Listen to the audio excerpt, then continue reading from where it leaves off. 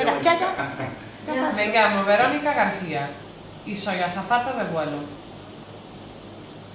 Mi profesión me encanta, puesto que conozco muchos países. Aunque no suelo tener muchos días para conocer cada país, siempre me da tiempo a ver lo más importante.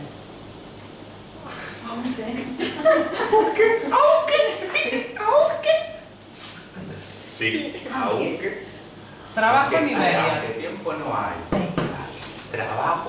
Trabajo en Iberia desde hace 12 años. Ya soy indefinida.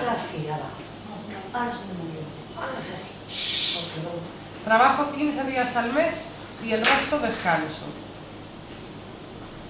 En mis días libres me gusta viajar y conocer otros países junto a mi marido y 3 hijos. En el futuro pienso jubilarme de la profesión, en más o menos 6 años. Los cambios constantes de presión me hacen estar bastante cansada.